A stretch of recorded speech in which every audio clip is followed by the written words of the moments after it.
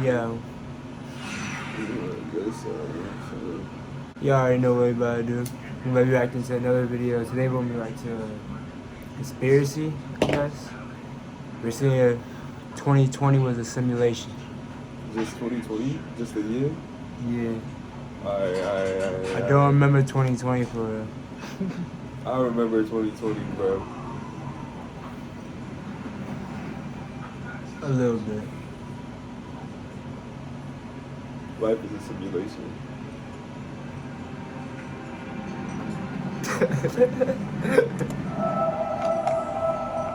Scientists are testing to see if we are living in a simulation.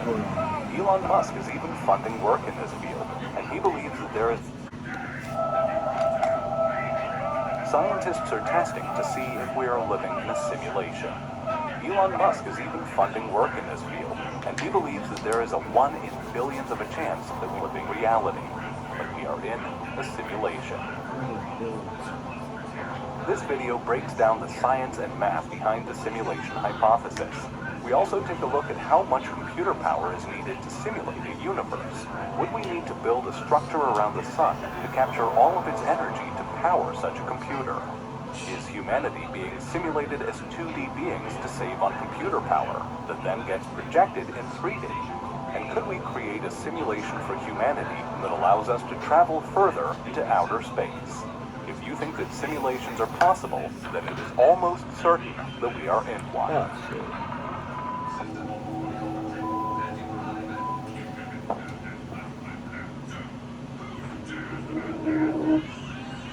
People have been questioning for centuries what is the truth and what is an illusion.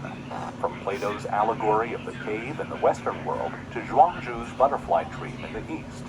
Plato, who lived between 428 and 348 BC, tells the tale of people kept in a cave.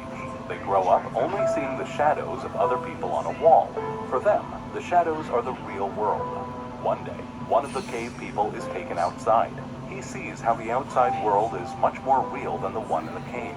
He comes back to the cave to free the others, but is now unable to see in the dark. The people inside the cave think it is dangerous outside and refuse to go. The cave represents people who believe that knowledge comes from what we see and hear in the world. Plato said that true knowledge comes from philosophical reasoning. Zhuangzhu, a Chinese philosopher who lived in the 4th century... Wait, oh shit, if you're not 18 and older, you're not supposed to be watching this shit. No, he was Zhuangzhu. Suddenly, he woke up and he was Zhuangzhu. But how can he be sure he is not a butterfly dreaming that he is a person? As both dreaming and waking feel real, how can we tell which one is true? Moving forward to 1977, Philip Kindred, who created the stories for Blade Runner and Minority Report, argued that we are living in a computer-programmed reality, and the only clue we have to it is when some variable is changed and some alteration in reality occurs, such as when we have an overwhelming impression that we are living in the present, like déjà vu. Elon Musk is another person who questions our reality, using the development of video games as an example of why we are living in a simulation. Elon says that we are clearly on a trajectory to soon have video games that are indistinguishable from reality, and those games will be played on any console or PC, and there would probably be billions of such computers.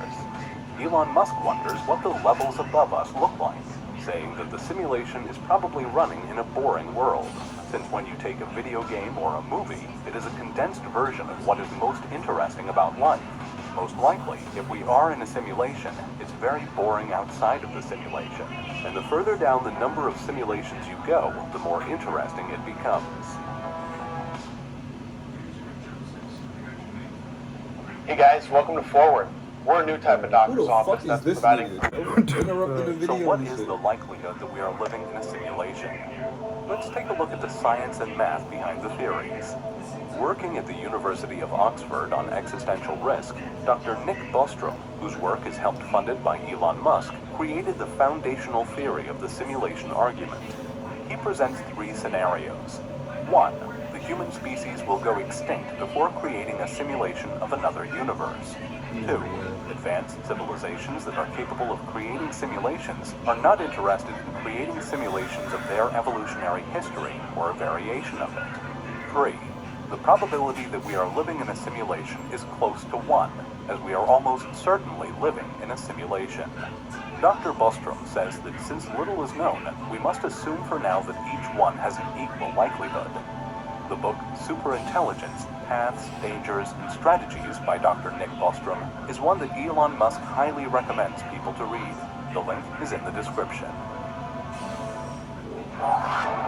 If we are able to create a simulation, then the chances that we are in one greatly increases. Let's explore why. When would it be possible for us to create a simulation?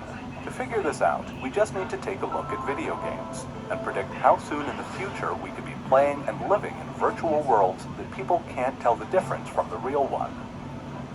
Elon Musk says that we have gone from playing Pong, which is 2 blocks and a dot, to today's hyper-realistic games with millions of players, and all of this took place in just the last 50 years.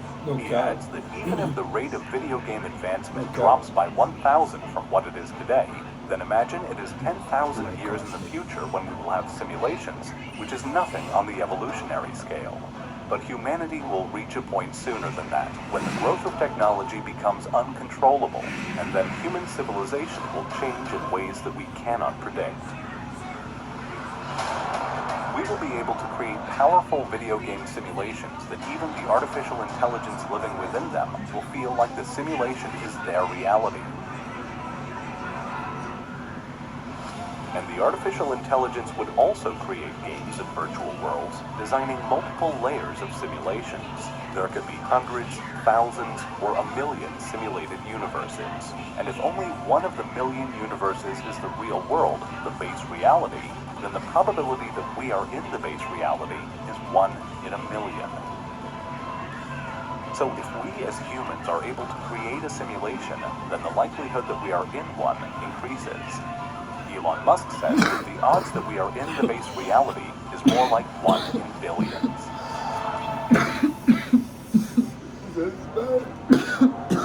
Dr. David Kipping, an astronomer, has broken it down into 2 possibilities. Either there are no simulations, or there are many simulated realities and 1 base reality. In mathematics, when there is no information to decide the likelihood of something being true, each is considered equally likely. This is known as the principle of difference. So in this case, there is a 50% chance that there are no simulations, and a 50% chance there are. But even if number 2 is true, that there are many simulations and 1 base reality, there is still the possibility that we are in the base reality, and are the first civilization to create a simulation. This means that the probability of us living in the real world, the base reality, is now slightly higher. People like Elon Musk believe and predict, based on the development of video games, that we will one day be capable of creating simulations. If we do create a simulation containing conscious beings, then the statistics will flip, and most of the arguments against the possibility of us living in a simulation will fail. And we will most certainly be living in a simulation ourselves. Coming up next, the scientist is working on proving whether we are in a simulation. You know, like in the Matrix and shit? You know, like, you've seen the Matrix? The movie? Like, you understand it? Yeah. Like, I feel like that's literally how we are right now. Like, niggas are wearing, like, pods and shit, powering a fucking, some battery or something. Alright, better example, Rick and Morty. Remember when Rick ran out of batteries and he created a universe or some shit, developed a planet or some shit? Yeah. To produce energy for him. I feel like that's where we are right now. We're in a sim. This is a sim. Ain't no way niggas is everybody's real, bro. There's no way everyone is real.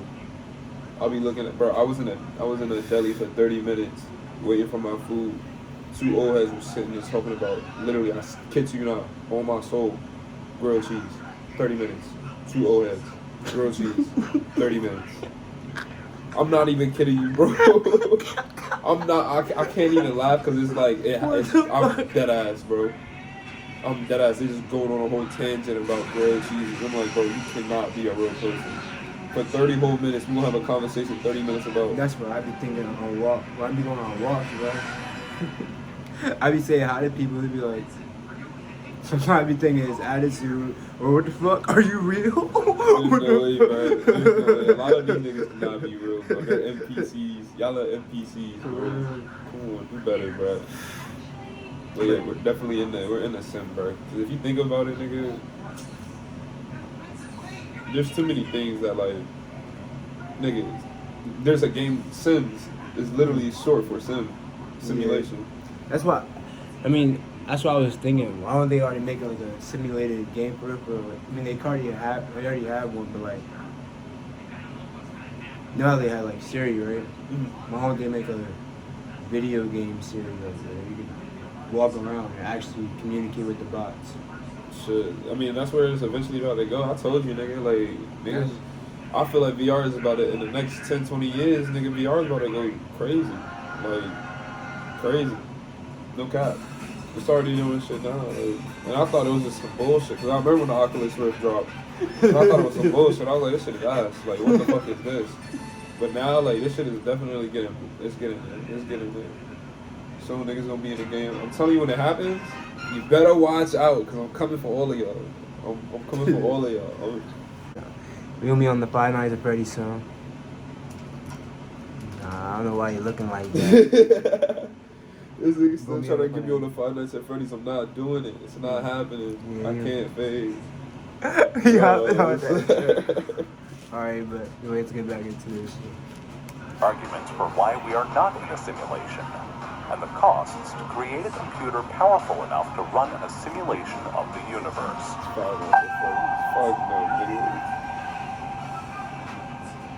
Is it possible to test whether we are living in a simulation? Work is being done to test if the simulation theory is true.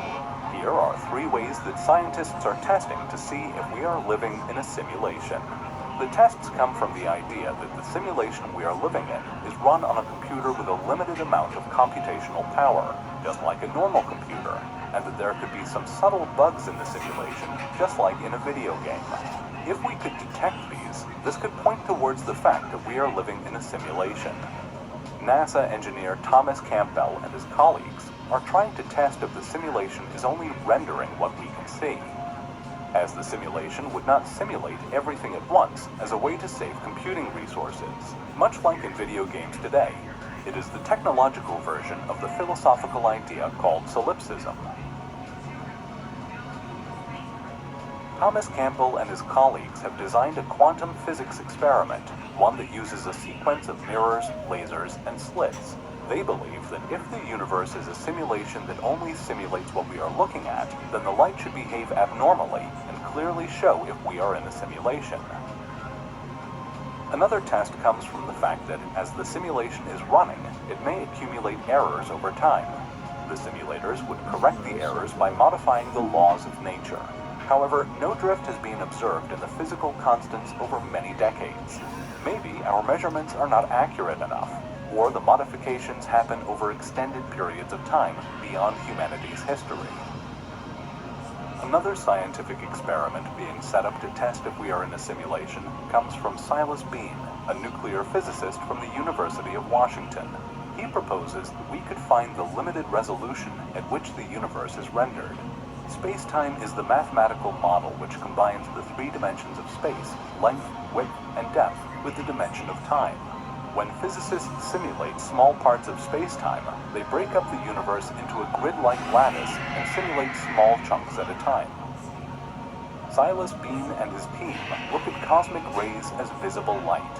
He argues that if the simulation is broken down into a grid, then these high-energy cosmic rays will have energies that vary in different directions. So if we can observe this, then we can prove that we are in a simulation. The next step is to see what happens when real-world cosmic rays hit their instrument. So this nigga's talking about, like, if you run it, like, Yeah, basically, I feel like he was saying, niggas, if we explore far enough, I might be fried. I'm fried. But I was like, maybe, you know how, like, you explored far enough and the map doesn't keep going? Mm-hmm. I feel like that's what he's saying about the universe. If we go out and expand and each person has their own shit, you know what I'm saying, and the universe is expanding, eventually, you know, like, it's not going to be ever expanded. That's what he's saying. And once we hit that, that'll be the like, sign of a sim. You know how like it's some fucking fuck, I'm trying to think of a fucking example. Edit this shit. I'm edit that part out. But yeah. Cosmic rays only hit a square kilometer of Earth once every 100 years, so this will take some time to prove. There's a better way to make money on Amazon than selling physical products. No. 3 years ago, I quit my job and using this exact... No, she did not. She is a cop. She did not quit her job 3 years ago selling shit on Amazon. She making the money off the ads Off right the now. ads right now. Like, that's literally where her bread is coming from. Talking about some, I stopped 3 years ago making, well, you know you did. While some people believe that we are in a simulation, others argue that this is not true. William Poundstone, who wrote the book called The Doomsday Calculation, the link is in the description, points out a potential hole in the simulation argument. When we make books, movies, or video games, they are usually made within a few hundred years of our current day. William argues that a simulation would be close in time to that of the simulator's world. In this case, our simulation should have widespread simulation technology and be in a futuristic era. As we do not have this technology, we would be more of an ancient civilization and be an unlikely choice for a simulation. But others argue that this is making assumptions about what an advanced civilization would do with simulation technology. They may have completely different preferences to our own. And there is no indication that this universe was created for us. We could just be artifacts and byproducts in a simulation that was made to test some hypothetical scenario. Another argument comes from cosmologist Sean Carroll. If simulations are possible, then civilizations living in them will be able to create more simulations. There could be thousands of layers, and the deeper you go, the more simulations. Like that Rick and Morty episode. Mm-hmm. You know when Rick and what's her name's went, it was Rick, Morty, and what's Morty's sister's name? So, Yeah, they were all in Rick's van, and then they got stuck, and then they were like, they need to go get a battery, recharge the battery, but the whole time the battery is a whole world. that's what I was just talking about, the nigga. whole entire That's what I was world. just talking about. That's like literally the Matrix, bro. The Matrix is a civilization of human civilization in a sim. They're in this sim powering up this fucking supercomputer. And then niggas are breaking out of the sim. That's why it's like, oh, you can take this red pill, you can take this blue pill, you can break out, or you can keep going into the sim, you feel me? I mean, it's different for them, but on the Rick and Morty joint, they just needed to power up their, battery. Wait, I never watched the John Wick joint. Huh? The blue pill, red pill joint? The Matrix? Yeah. I watched it when I was younger, so I had to The new one? rewatch it. Nah, he's the old one too. It's when he was younger though. You watched the new one? No, I didn't watch the new one. I'm saying Keanu Reeves, John Wick, he's in the old one. Like before he was in John Wick, he did the Matrix. That's why he got it. Okay. Yeah. You know there's a new Matrix, right? Yes, ass. I heard it was ass, so I'm not gonna watch it. It's ass. But you should rewatch. You should watch the first two Matrix, like the first two. Those are pretty good.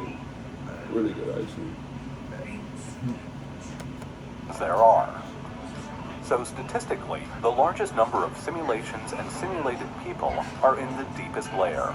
But each simulation has to be less complex than the universe above it, because the computer power will decrease every time a new layer is created, since the level above has to compute it along with the simulations below the simulations. Therefore, there is a limit, a floor, to how deep you can go.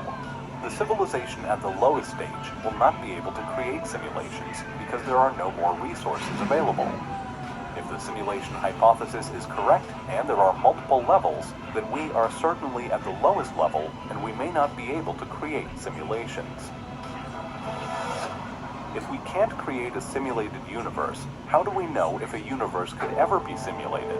This is called the Carroll's contradiction. Many say that this is not a contradiction, and that we can in fact be both in a simulation and unable to simulate a universe ourselves. Let's take a look into the future. Silas Bean, the nuclear physicist trying to test if we are in a simulation, believes that we will be able to simulate the entire universe within 500 years.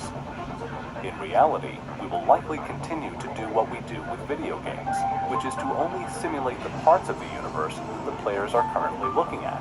This would mean that we could simulate an entire universe much sooner, depending on the number of simulated people within the universe. Nick Bostrom says that scientists consider the number of operations per second to replicate a human brain to be between 10 to the power of 14 and 10 to the power of 17, with additional computing power added to simulate the environment. Computers today can do over 10 to the power of 9 operations per second. To save computing power, it is possible that everything is simulated in 2D, making you a 2D person. And everything is then projected in 3D, just like 3D movie screens or holograms. Bostrom adds that we can evaluate the cost to create a realistic simulation of all of human history to be between 10 to the power of 33 and 10 to the power of 36 operations per second. R.J. Bradbury, in his paper Matryoshka Brains, estimates that a computer with a mass of a large planet could process 10 to the power of 42 operations per second. To power such a computer, a Dyson sphere would be required, which is a structure that is built around a star, such as our sun, to capture all of its energy. Would such a powerful computer allow humanity to transfer its consciousness into a simulation, letting us travel further into space? This is something that we talk more about in our time-lapse of future tech video. The link is in the description. On the next episode of Venture City, we take a look at the robots working at Tesla. Hit the subscribe and thumbs up buttons to not miss a video. Fuck him.